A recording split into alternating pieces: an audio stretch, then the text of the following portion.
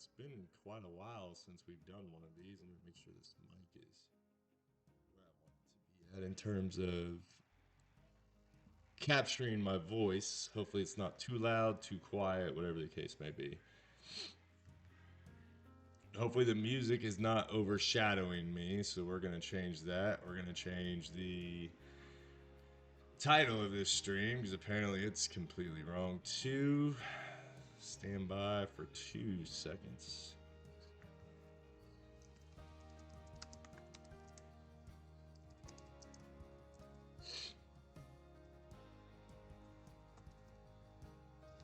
Like I said, hopefully the sound is good. Everything's good. The music's not overbearing. And we can get into perseverance today. So, let's see here. Alright. Hopefully it's all here. Hopefully you can hear. Hopefully everything is good to go. I got myself a new mic. I think it's kind of cool. A little light up. Little prettiness. My goodness. So, perseverance. Dame, does everything sound good? Is the volume good? Can you hear? Everything's good to go? Just double checking the old stuff.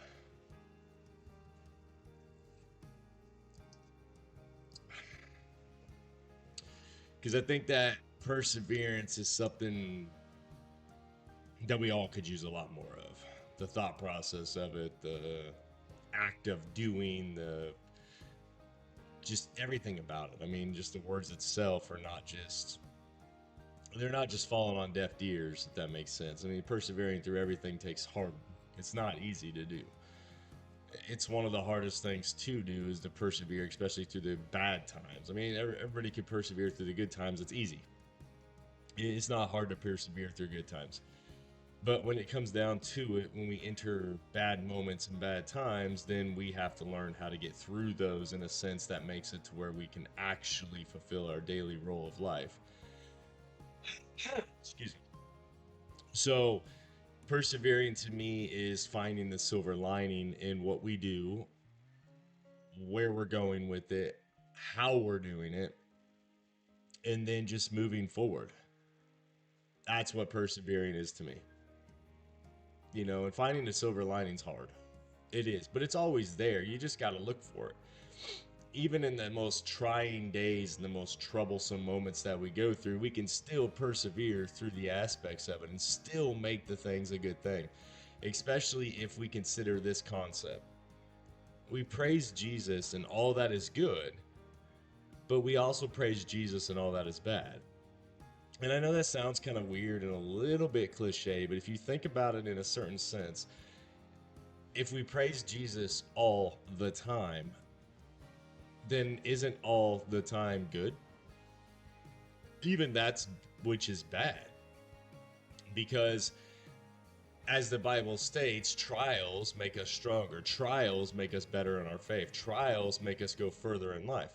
So if we don't actually do those trials and we don't actually do those things of faith, then how do we actually get stronger as a person?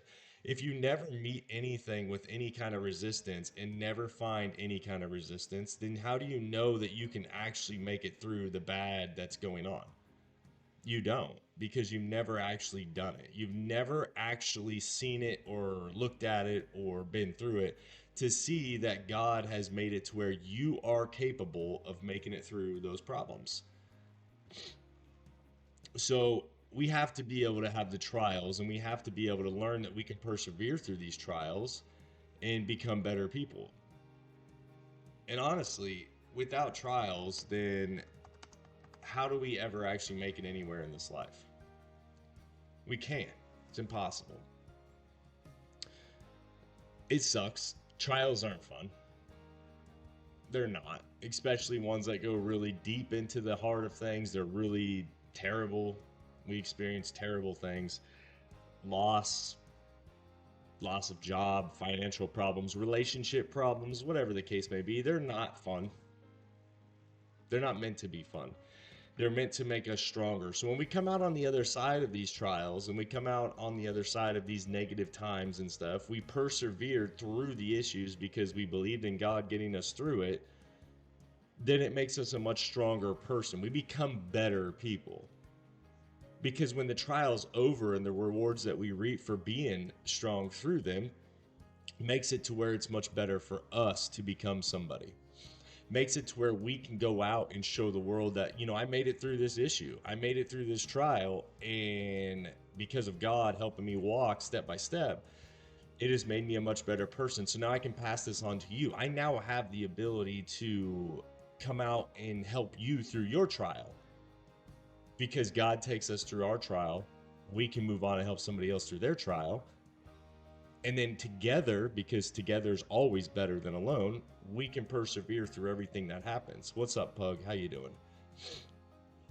So persevering and making it through the trials is what'll make us stronger people. And I know a lot of people are going through a lot of things. I don't know one person in this world, myself included, who's not going through something. Whether the trial's huge or whether the trial's small, I don't know anybody who's not going through something. We've all heard the saying, what means nothing to one person means the world to another. Sorry, I'm still fighting something right now. So what means nothing to one person means the world to another. And we have to understand that as well, to help people persevere through issues and to be the one that God sends us to help people through this stuff. We have to understand that, just because it doesn't mean anything to us, just because it doesn't matter to us, just because, not that big of a deal to me, doesn't mean it is not a big deal to somebody else. So we have to be understanding and kind to help them through their trial. Because it may not seem like it at first, but maybe their trial is a trial for us as well, to see that we're actually doing what God wants us to do. He's actually sending us to help other people. So in order to do so, maybe our trial is God seeing if we're willing to put aside everything that we believe in at that moment, that we see is, that's not a big deal to me, so why are you making it a big deal? If we're willing to put that aside and help somebody through their trial, it could be a trial for us. And if nothing else, then we help somebody through pain and misery, that they can go out and do the same thing for somebody else. That's what it all boils down to, is that we do those small little bitty things for each other. We do those things for everybody. And it creates such a world, a resonant energy of perseverance that we have to understand and move forward with. I'm dying, I think. Jeez Louise. Pug, how you doing today? Hope you can hear me. I'm trying to understand. I hope this mic's actually working the way I want it to right now. So, in order to get this started, we're going to go into our first Bible verse that we're going to go over today. Oh, good. Our first Bible verse is going to be James 1:12. Blessed is the man who remains steadfast under trial, for when he has stood the test, he will receive the crown of life, which God has promised to those who love him. Just stand steadfast. And again, words are so simple to say. It's such an easy thing to say words. It's such another output of life to do what we say we're going to do. So we have to realize that remaining steadfast under trial is hard. It is. Especially when you enter things that are just absolutely daunting. Your life just seems like it's going down the drain. Everything's just harder, and life's just harder, and this is harder, and a trial just never seems to end, and you can't get through it. Stand steadfast. Because at the end, there's always a light at the end of the tunnel. He promised us that. Again, I've said this in many videos. He did not promise it was going to be easy, but he did promise us an outlet. He did promise us a different look at things. So we have to be able to stand through those concepts, those negative times, and withstand the test so that we can receive the crown of life. Now, understand, this is not what means that you get into heaven. The crown of life and what they're saying here is not If you do this, you'll get into heaven. No, we all know, we did a path to heaven video. We understand the path to heaven is through Jesus. He is the only way to the Father. The only way to the Father is accepting Christ into your heart. It's the only way. But pleasing the Father, maintaining with the Father, being with Jesus, being what they say we're supposed to be, is standing steadfast in a trial. We understand that it's not just accepting Jesus into our heart to get there. There's a, that's the door opening. We have to maintain a lot more with that. We can be saved by accepting Christ into our heart, but we have to follow through with what we say. We have to be obedient. We have to persevere. We have to stand steadfast through trials. We have to do all these things because it's not just to save ourselves, it's to save other people, to show them the way that life can be, the betterment that life can be, so that when we steadfast through these trials, they see we made it through it. And with our help, they can make it through it too. So it creates a world of togetherness, a world of community and structure and happiness. That's what we need to consider and do, and stood fast through these trials. That way we receive the crown of life which God has promised to those who love him. I don't think the crown of life is more than our life now. To show the world how great it is, to show the world how you can make it through anything, to be a part of anything, because the trickle effect will work and we will come down the road and be a part of life in such a way that it'll just be unbelievable. So please don't ever stop when things get hard. Understand that there's always a light at the end of the tunnel. There's always somebody who's been through it, and there's always people you can reach out to. Galatians 6:9 says, "And let us not grow weary of doing good, for in due season we will reap if we do not give up." Again, we can persevere through the negativity, but you also have to persevere through the good. Just because you do a couple good things and nothing good comes to you doesn't mean it isn't coming. Let me say that one more time. Just because you do a couple good things and nothing good comes to you does not mean it is not coming. You have to realize that within due time, within due season, as the verse states, we will reap if we do not give up. Again, maybe it's another trial that God is putting towards us, that you did a couple good things, you didn't get anything good, you gave up, so you weren't really there. You didn't really have any aspect whatsoever. You just kind of did, like, oh, I gave a couple dollars to charity, I did this, I helped this dude change a tire, and I'm not rich now, so this isn't for me, it isn't working, it's all a lie. Because maybe those few trials, and God knows in your heart, are not truly you doing anything, it's you hoping for something. I mean, does that make sense? It's not about doing the one good deed and getting a good deed. This isn't quid pro quo. This isn't I scratch your back, you scratch mine.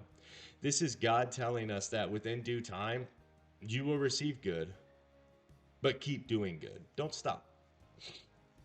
It may take it to the end of your life before you see the good. And that might be the good of getting into heaven's gates with such good graces that you never stopped. You never went out of your way to publicize yourself or be prideful for the fact that you did things. You just did good. You did good deeds in the name of Jesus. And that was enough.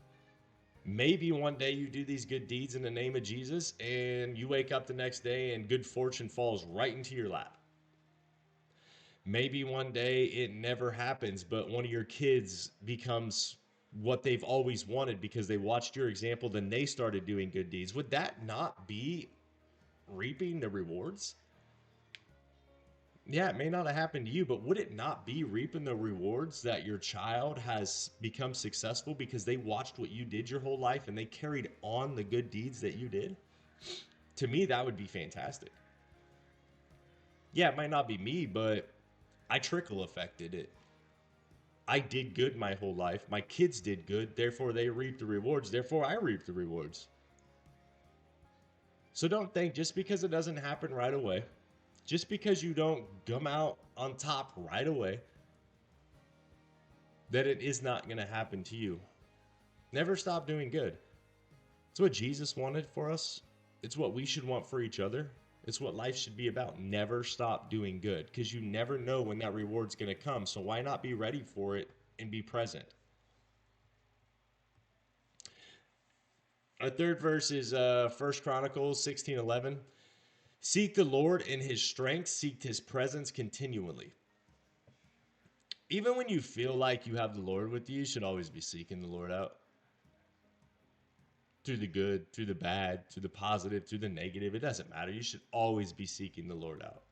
Always be trying to find him. Always be trying to feel his presence in your heart, in the room you're in the people you're with. Because I think this just goes hand in hand with everything else. If we continue to always seek out the Lord and we continue to always try to feel his presence, then to me that means that you're always searching for his heart, for him to be in your heart.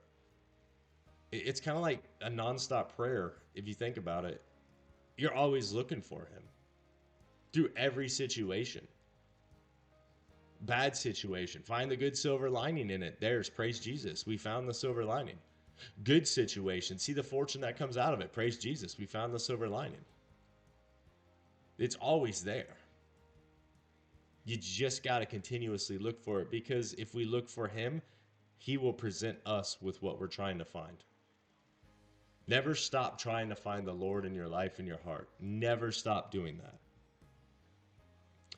Verse 4 is Deuteronomy 31:6. Be strong and courageous. Do not be afraid or terrified because of them. For the Lord your God goes with you, and he will never leave you or forsake you. It's true. He'll never leave you or forsake you. Does not say he won't ever give you a trial. Because we've seen that time and time again. You will get trials. I am so sorry. You will get trials in your life. Never said that he'll make your life completely easy. Never said that, you wake up one day and you want that new car to be in your driveway. All it said is he'll never forsake you or leave you. That's it. He'll never leave you through the trials, pain, suffering. He'll be there. He'll be there. Through the good, the times when you see wonderful things in this world and you hear wonderful things, he'll be there. All of that, he'll be there. Which is why we need to seek him out continuously. He'll always be walking next to us. So we always got to be ready to accept and receive him. He'll never forsake us. As long as we don't forsake him, and I think this is the one unforgivable sin, or whatever the case may be, but as long as we don't completely forsake him, he'll never forsake us. He wants us to thrive and be prosperous. So don't look at the life that you're living in such negative lights. Look at the life you're living in such a way that you're like, oh yeah, I mean, I could definitely go out there and rock this out of the park today and be great, because God's next to me. God's got my back. Find the silver lining and understand that he will never leave your side. Oh, I gotta switch to the next one. Luke 18:1 says, Then Jesus told his disciples a parable to show them that they should always pray and not give up. Jesus loved his parables. But it made you think. It wasn't like he just presented the answer to you and it was like, oh, I got it. It's not what it was like. Parables really made you try to understand what he was talking about. But then in that case, if you understood it and really dove into the meaning of it, you would truly understand it and be a part of it versus him just giving you the answer. Always pray and not give up. Kind of falls hand in hand with continuously seeking out the Lord. They go together. Always pray, never give up, continuously seek out the Lord. Through these things, you will find that your life will be elevated. Still going to get trials, still going to get stressful moments, but your life's going to be elevated to a different degree because you found a way to always seek out the Lord and continuously pray and never give up. I mean, think about it like football teams or sport teams and stuff. Even when they're down, they don't give up because you never know what's going to happen at the end. I've seen so many teams come back and win games that just shouldn't have happened, but it's because they didn't give up. So how come we can't come back and live it or win at life because we never give up? Think about it. You should always be able to win at life. And again, those wins aren't like millions of dollars, but a win's a win. Waking up every single day, that's a win.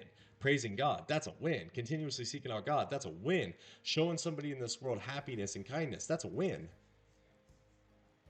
So why can't we continuously seek out God, pray always, and make sure that we do these things? Persevere through everything that happens. Finally, Romans 12:12. Be joyful in hope, patient in affliction, and faithful in prayer. Joyful in hope. And not hope that you're going to get that money, not hope that you're going to get that brand new promotion at your job. No.